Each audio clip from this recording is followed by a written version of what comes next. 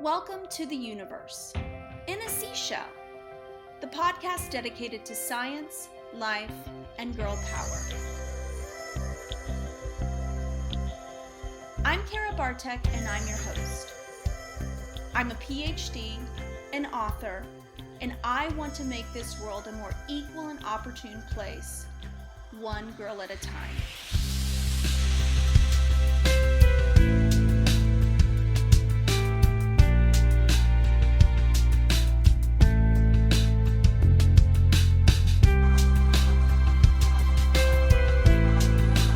Yodelay-hee-hoo! Welcome to the podcast, The Universe in a Seashell, the podcast dedicated to science, life, and girl power! Yay! I'm here, obviously, with Caroline, the all-time most favorite co-host of the podcast. I kind of think that you could probably handle this on your own.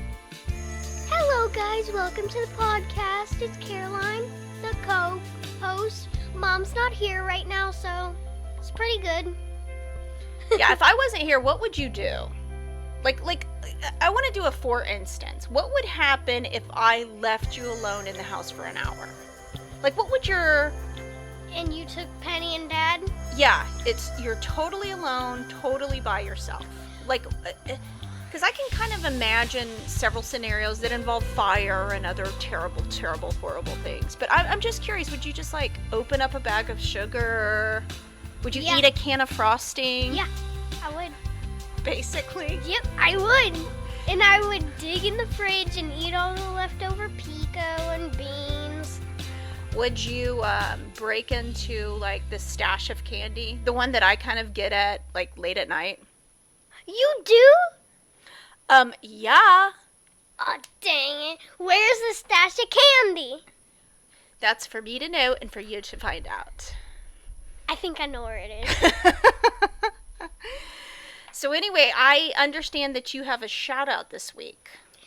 Okay, so I have a birthday shout out to one of my friends. Her name's Logan, and she celebrated her birthday last week, and I want to say happy birthday, Logan. I like to call her Logan Bell Buggy. Yeah. She's cool, she's awesome, and I hope that she has an amazing, or had an amazing birthday. Sometimes I call her Logan Bell. I know. I like Logan Bell Buggy. It's more formal, obviously. You call my one friend Claire Bear. Yes. I'm good at nicknames. The first name that I ever heard her by was Claire Bear. My teacher always called her Claire Bear. But then everybody just eased out of Claire Bear and just started calling her Claire. Dude, I could rock a name like Claire Bear. Mine's just kind of boring. It's just Kara. But it means face. Hi, face. I know. That's not cool. Why can't it mean something like mystical dragon or... Gigi and Papa named you weird. I mean, I like my name, don't get me wrong, but it doesn't rhyme with anything that I could be... Dr. carabartek. Yeah, but I don't have anything I can rhyme with. Cara, Bobera. Banana, Farah, Fo, Farah. Me, my, Momana. Farah. We could call you Farah. That's a pretty name. Yeah. Okay, so anyway, before we get started on our continuing series of bugs, there's just one thing that I want to talk about, and that is the Amazon. So the Amazon forests are in crisis. Did you know that, Cece? Mm-mm. So the Amazon is a very, very important part of our world ecosystem. In fact, they are often called the lungs of the world because it's been estimated that these tropical rainforests produce up to 20% of our breathable oxygen. Okay? And sometimes people can damage these forests and...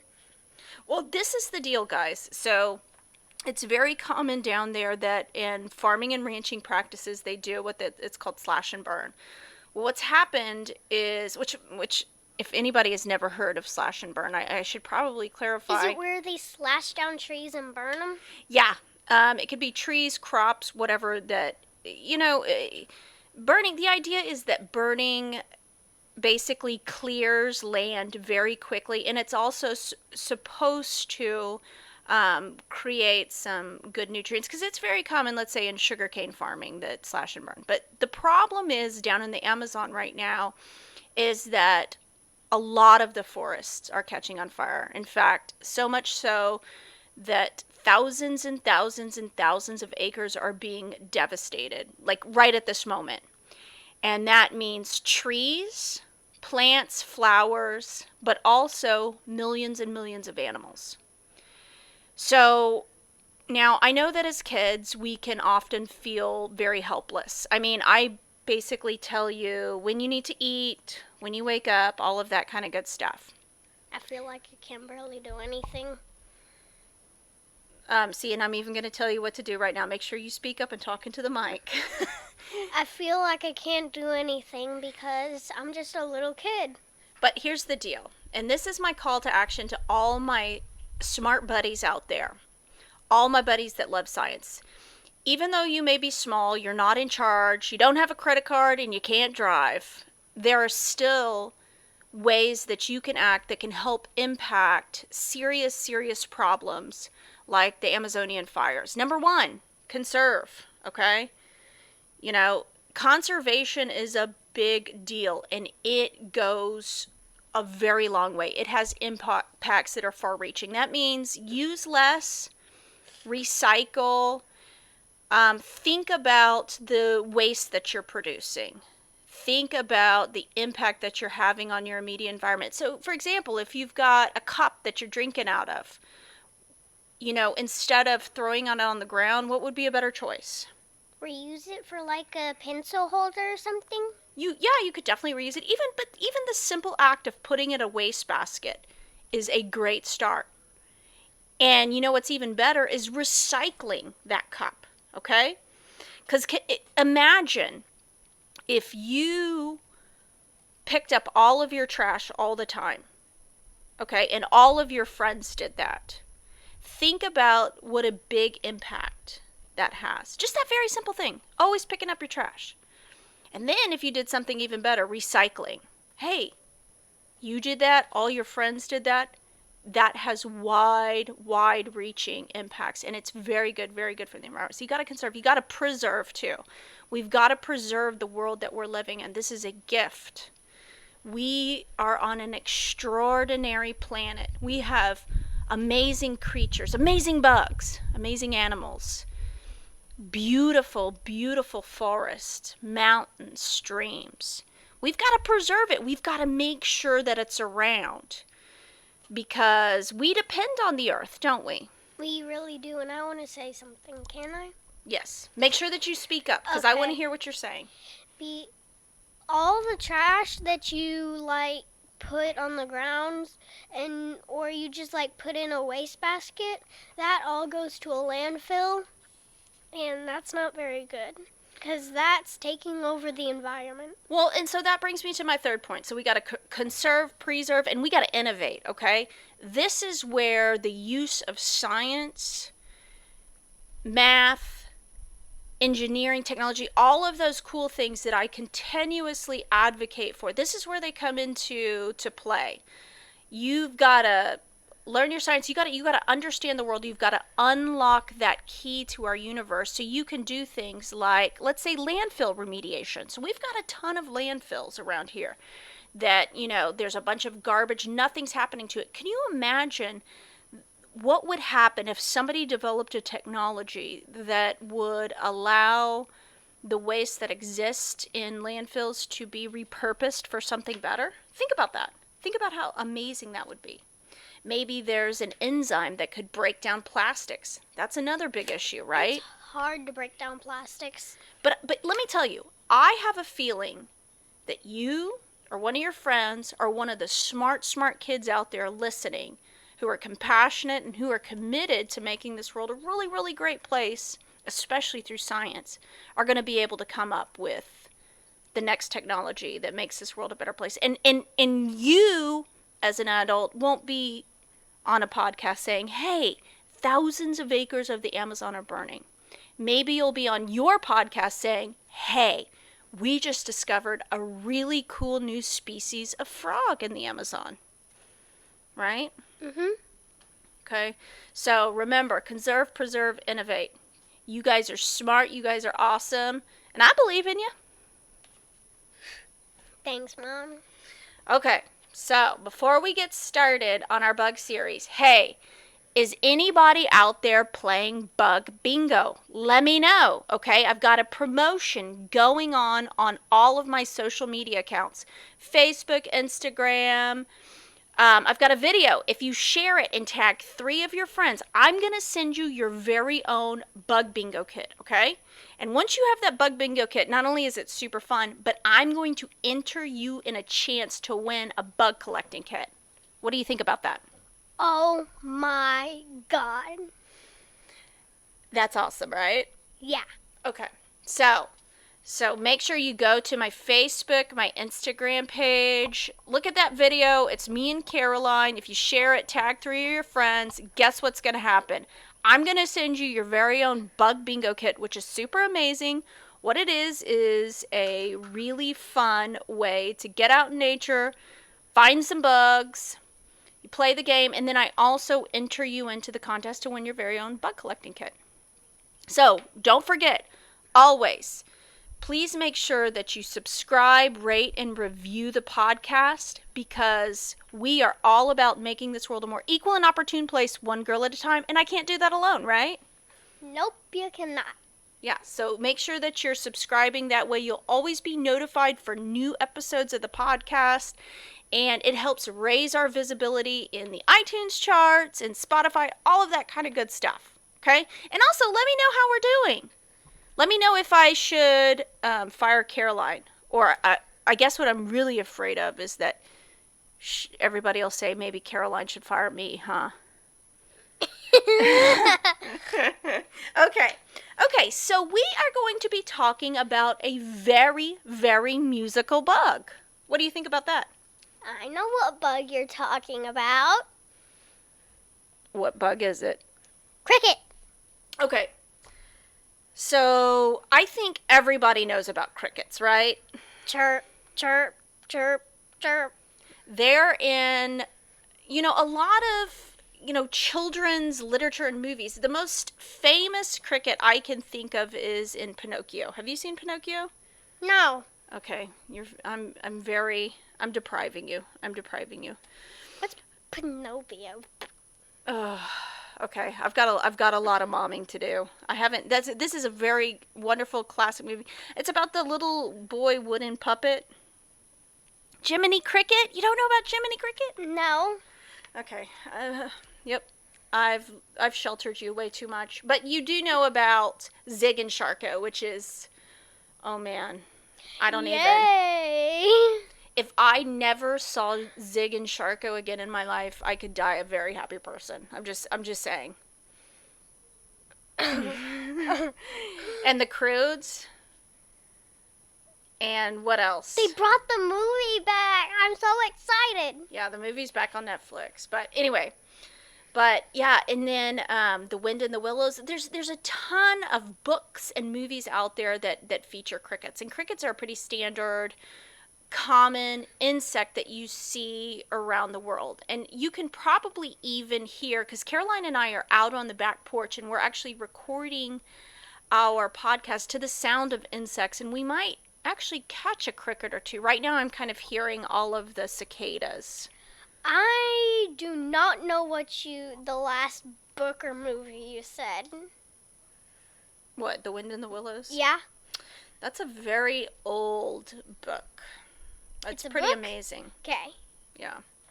And I don't know who wrote it. I'll have to look it up, and maybe I'll post it on my Facebook page, but it's kind of along the lines of Charlotte's Web. It is. Yeah. Animals with characteristics of people. Cool. So anyway, let's talk about crickets. Okay, they are in a family of insects called Grillida. Okay, and I looked up how to pronounce it. Some of these scientific words, boy, they give me a lot of trouble. Grillida, okay? It sounds like grilled cheese. Well, let me tell you, if you put crickets in your grilled cheese, Dad's eaten a bug before. yeah, let's not talk about that. He's definitely. Hey, I've eaten bugs before, unintentionally, but I've definitely eaten bugs before. But they've gone through your nose. Yeah, but sometimes when I'm like breathing really heavy, they've flown into my mouth. Okay. So. One time, went in my nose and I had to spit it out through my mouth. Ew.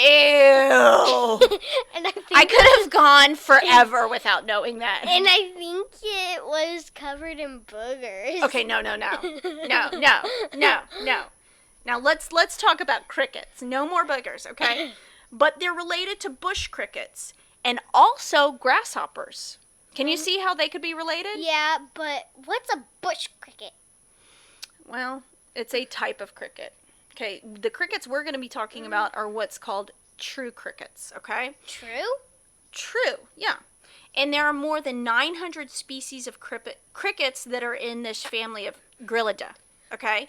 And they're distributed all around the world except at latitudes 55 degrees or higher. So basically that's kind of the cold areas, okay? We have the hot areas. Yeah, we're pretty hot. Now, the greatest diversity of crickets are found in the tropics. They're all around a ton of different habitats, grasslands, bushes, forests, marshes, beaches, and even caves, okay? Crickets are mainly nocturnal. Give us the lowdown on what is nocturnal, Caroline. Okay, so what's nocturnal is owls, coyotes, pigs, crickets. But what does nocturnal mean? I thought you said what animals are nocturnal. Oh, I'm sorry. Because you said give us the lowdown. Yeah, that's pretty good though too. Well, nocturnal basically means they sleep during the day and they roam around in the night. Yeah, and this is something I did not know. I thought crickets were out all the time, but apparently they kind of are. Well, I've definitely seen them like at all hours of the day, but according to my research, they're definitely a nocturnal animal, okay? And they are best known for their loud, persistent chirping song of the males trying to attract females, although some species are mute, okay? So when we hear a cricket, that's actually the male of the species. Ooh, cool. I always see those either brown or green ones. Well, let's find out. So I found this amazing list on Thought Company, okay? And it was like it was either the top 10 or top 11 amazing facts about crickets. And are you ready to be amazed about crickets? Yes. Okay. Crickets were named for the sound that they make. Okay, the word cricket comes from the old French word cricket. Okay, I don't really do French well. Cricket. Okay, cricket. Try to speak. Cricket. You've got to sound more romantic. Cricket. Cricket. Cricket. Cricket. And it refers to the cricket song. People once thought that those repeated chirps sounded like that French word cricket, cricket, cricket being repeated over and over and over again. To me, it kind of sounds like chirp. Okay. But I think cricket doesn't sound nearly as cool as chirpits. Chirpits. Okay. Chirpits. Now listen. They do not make sound in the way that you would think that they make a sound.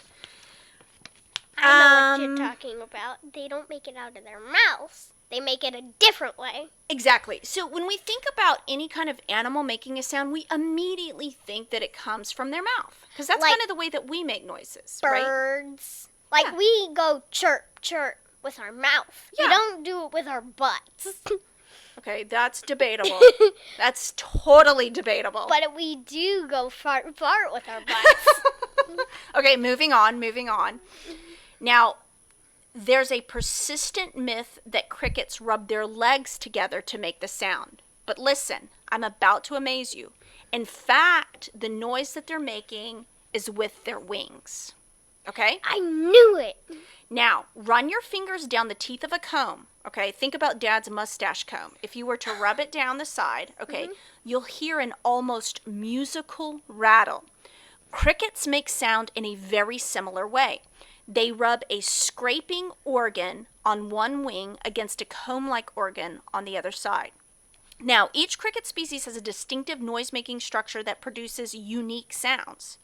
Scientists have even managed to recreate the sound of an extinct cricket relative, a fossilized Jurassic bush cricket, or a katydid, by examining the shape of its wings. Okay, so each species of cricket has a very unique way that they make sound, but it's the same way that, if you take those really skinny combs, like your dad has one for his mustache, right? Yeah, he does. It's like, I always like to comb his beard with it. Like, Does it make a noise? no, his beard makes a noise. It's like, Okay. So I always thought that crickets rub their legs together. This was a revelation to me. It's their wings that make the noise. It's pretty cool. Okay. Now, most female crickets don't sing. So this is something that we briefly talked about. The cricket in your house that's endlessly chirping away, it's probably a male. Most female crickets lack those sound-making wing structures. There are exceptions. Some female mole crickets sing, and males of the cricket species, and some males of the cricket species never actually make any sounds. Okay? so it can be the males that make the noise, and the females don't, but it can be opposite. Yeah, unless they're one of those mute species. So there are species of cricket that just basically make no noise at all. The male and the females don't? Yes, they're basically completely what we call mute. Okay, no, right. Just like when you mute a TV, boop. Like when I see Zig and Sharko and I want to boop mute it. Yep. Okay. Now, crickets sing out of love and anger. It's all about securing a mate. Okay, that's the partner for life. But crickets don't just sing a pretty song and wait for their admirers to trickle in. Many of them have a whole repertoire. Okay, why am I getting so tongue-tied? Let me see it. Repertoire. I can say that. I see. Repertoire. That's another French word. Repertoire. Okay. But I got tongue-tied. Let's do the tongue tie test. Okay. Well, this one is my favorite one. How much wood would a woodchuck chuck if a woodchuck could chuck wood? Peter Pepper picks a peck of pickled peppers. Okay. High five. That's like the only one I can do. Okay, no more tongue ties. Okay. No more tongue ties. Okay, so many of them have an entire repertoire of calls. Good. Okay, there's one for attracting females, another one for close-up courtship. Okay, so there's one like if the females are way far out, they've got one. There's one if the females actually come in, so it's a different song. And there's even a triumphal after mating song. So once they have found their mate, there's kind of like I guess like the wedding song or something. Okay. Crickets can also sing to intimidate rival mates. And some of the males have a more romantic tunes, and it may trigger nearby females to fight one another. Yeah, so like maybe there's like who's like the best singer ever according to you? Like, okay, so it's not the guy that sings Old Town Road, okay? Oh yeah, it's the guy that sings Old Town Road against Imagine Dragons. Okay, so like if they were like there amongst, like if they were crickets and they were singing to all the other lady crickets, all of the lady crickets would be so insanely just hyped up and excited that they would start fighting each other so they could go meet those two. Okay? Okay, so that's what it is.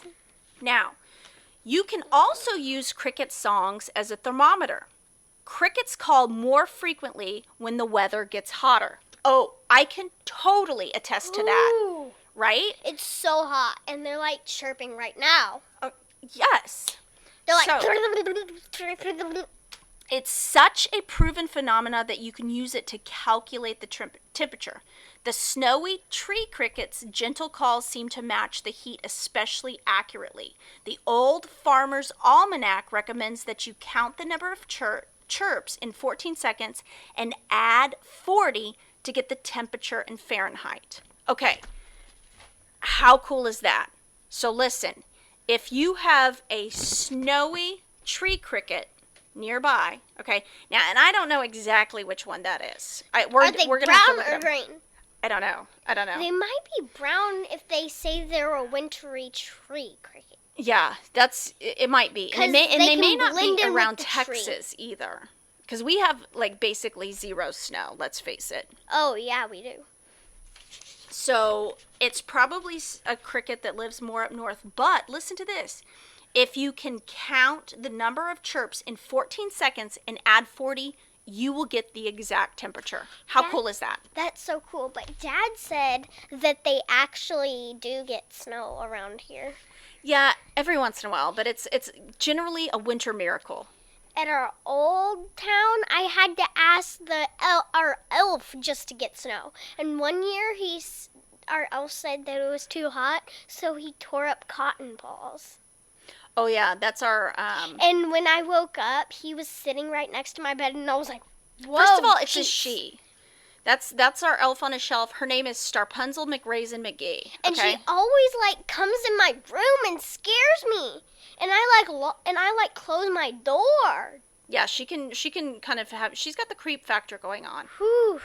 She's so creepy. Oh, silly Starpunzel. I don't like her. She creeps me out. Well, I'll be sure to tell her that. Because I'm pretty sure she's in cahoots with Santa, so I think you need to ease off on this. You don't like your elf business. She creeps me out. Okay. I hope Santa's not listening to this whole podcast thing. Okay. What if he does have a phone?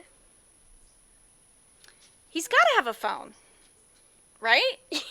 How else does he keep up with all of the... What if he has one of those old phones? Like Pawpaw's? No, not those. The old one, the flip phone. No, not the flip phone. The older one. Like the one that you have to Oh my gosh, you're talking about like an actual wall phone. Yeah, no, like the ones that you have to dial. Yeah, dude. But not a wall. Those are called rotary phones? Yeah. Yeah, welcome to the 80s, okay? Like everybody had those. I can't even. Okay, now wait a second. We got to keep on track. We're talking about crickets, not Santa. We're so easily distracted. It's not even cold. No. Okay, now some crickets have evolved to stay silent. Now there was a particular fly species that oh man, I did the time. Invaded. Okay. Invaded the island of Kauai in Hawaii, and it's the stuff of cricket nightmares. It used its incredibly sophisticated hearing system to find a singing cricket and drop maggots on it. What are maggots? Those are those little white worms. It's like a baby fly. Okay, wait, I'm not done yet, though. Those maggots burrowed into their victim and devoured it from the inside. Okay, no, I'm not done yet. So wait. So the male crickets on Kauai have responded in a very remarkable way. And here is evolution in action, my friend. They've evolved wings more like a female cricket's, which means they've lost the ability to chirp. Those silent, safe crickets compensate for their lack of courtship songs by spending more time on the move, which improves their chances of running into potential mates. Okay, so let's lay this scenario out. So these crickets actively involved because there was this fly that was coming in and laying the babies, the disgusting little maggots, on the crickets, and they would eat the crickets. So as a way to ensure the survival of these particular crickets, they stopped singing. Now, how incredible is that? That's so incredible, but... Right, but Josie Grossy. It's not gross. It's rude. It's rude. Why would flies lay their babies on crickets just to eat the crickets? Hey, this is nature, you know. Do they start with their hearts and then move I don't know. upwards? I don't know. And I don't, you know what, and quite frankly, I don't even want to go there because that is so nasty, I can't even. But listen, this is the way nature is. So it's hard to imagine, but like, okay, how much do you love bunnies, and especially seeing them? I love bunnies. Okay, you got to speak up. I love bunnies so much. Okay, but listen, guess who loves to eat bunnies? Dad, No, coyotes. I'm gonna punch coyotes. But for them to survive as a species, they have to have food. You know who else loves to eat bunnies? Dad, No, quit saying dad. Dad's a vegetarian. um, birds of prey, hawks, raptors, know. eagles. So that's kind of the way that it goes. what do bunnies like to eat? Are they vegetarians? Yeah, they like to eat like, grass and like little roots and stuff like that. If we ever have a bunny, I'm gonna pay. We have these white flowers that have like this milk in them. I'm gonna get the bunnies that and just like drop the little stuff in their mouth if we have bunnies. Yeah, see, I don't think it works that way. It's not a milk like a mother's milk. I know. That's kind of more of a sap actually. It probably would make them very sick. It would. Yeah, it'd probably make them very Was sick. it sweet? I don't know, but I'm not tasting it to find out. But I think it is. It's some sort of sap because it's kind of more of like a succulent flower. But anyway, you're getting me off topic. So anyway, this is the way nature is. So it's unfortunate, but it's part of it. Okay. Yeah. Now, okay, we talked about the fact that crickets don't actually sing with their legs. It's their wings that they're moving and jostling and making these beautiful, beautiful symphonies, right? Mm-hmm. But they do listen with their legs. Okay. Insects have ears in weird places. Those cricket-eating parasitic flies, for example, have ears just below their head and neck. When a butterfly lands and folds up its wings, it's actually exposing its ears. And crickets' ears are tiny spots, just a fraction of a millimeter long, on their front legs just below their knees. They're some of the smallest ears of any animal, but they're also highly sensitive. They are? They could hear us stomping, like even if we crept up. Oh, yeah. That's why I can never catch them. Okay, you've got to speak up. I catch them, but they always like get away and stuff.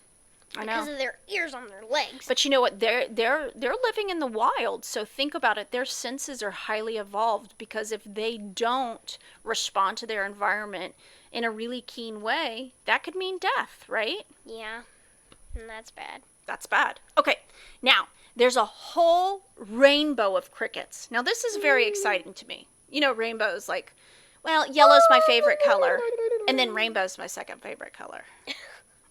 Okay, now, if you have found a cricket in your house or yard, chances are that it's black or brownish. But that somber insect has some pretty colorful relatives. There's the red-headed bush cricket, also known as the handsome trig, and it's, well, pretty handsome for a cricket.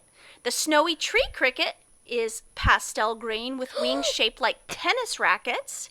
And if you visit the tropics where there are more cricket species than anywhere else, you might spot this intricately patterned nitricis species.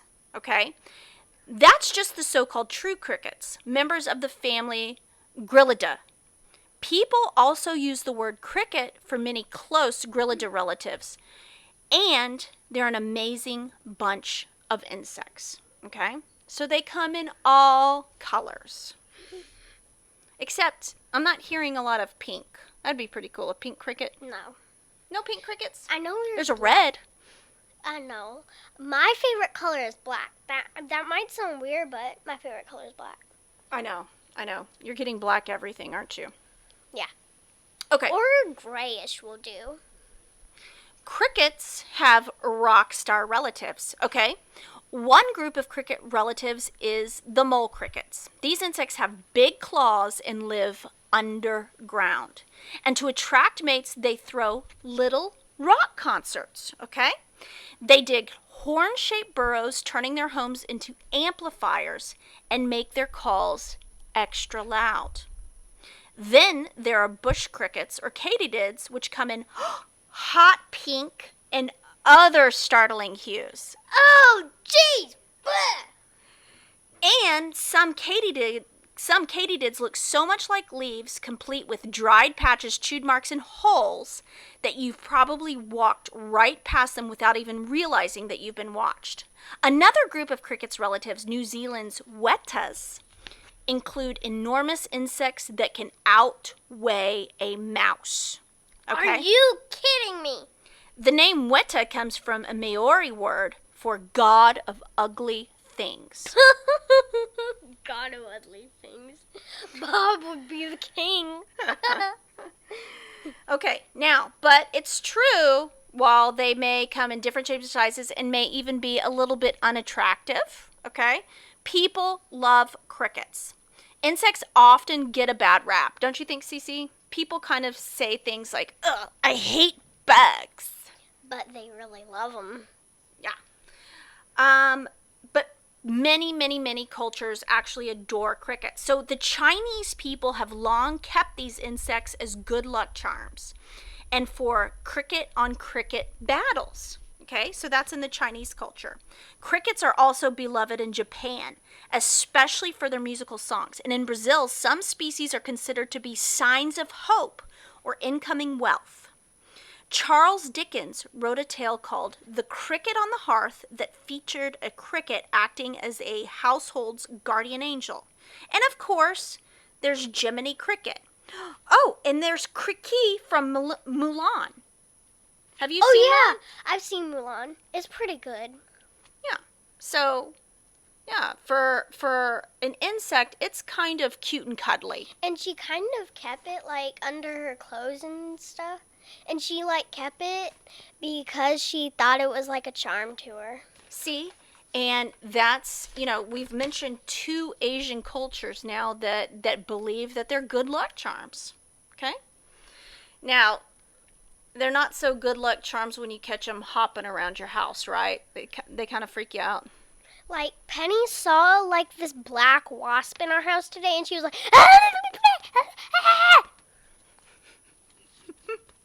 and that's a wrap. Wrap. Okay, I got a couple more facts. Now, crickets do live in our homes. Many types of crickets will happily live in and around our houses. House crickets, which are brownish and probably native to Asia, breed inside homes in many cities around the world. Okay, black-colored field crickets will accidentally wander into buildings, and one cricket relative, the greenhouse camel cricket, has been quietly invading residents in the eastern United States. But the good news for us, all of these crickets are totally harmless, but their poop may actually stain the curtains, and in rare cases, they will nibble your clothing. Are you kidding me? I'll have clothes? I'll have little tiny holes in my uniform? And you can blame the cricket. But crickets might actually save our world, okay? Imagine a high-protein food that's packed with vitamins. It's more efficient to produce than conventional meats, and it generates way less greenhouse gas. This superfood, what do you think it is, Cece? Crickets? Crickets, my friend. Okay, now you can actually purchase insects in a variety of forms that don't have the legs, because that's kind of gross, but they can be made into a million different products, including cricket flour.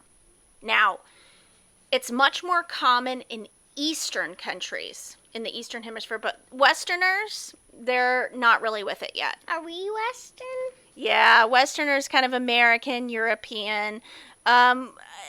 We kind of have a cultural barrier to eating insects, although it's been very common in Asia for many years. I Do you just think you could don't eat a cricket? think that's right. Well, but you know what? They have a good point. If, we talked about the Amazon forest burning, if we can produce high, efficient, nutritious sources of protein in a way that doesn't harm the planet, why not? Well, I think if we eat all the crickets, maybe that would be kind of bad because crickets actually kind of like help us. Yeah, and that comes into that responsible part of, innovation, technology, science, all of that kind of stuff. You have to do things in a way that doesn't destroy a species or an ecosystem, right? Mm-hmm. Well, that's been fun. What do you think about crickets? Crickets are so amazing. You're still not on board for eating a cricket, though? Nope. Chocolate-covered cricket? Nope. Bacon-wrapped cricket? Nope. Cricket hamburger? Nope. Okay, I tried. Well, anyway, thank you guys for listening to the podcast. Please remember to subscribe, rate, and review. And as always, you can drop me a line anytime. universeinaseashell@gmail.com. Thanks for listening.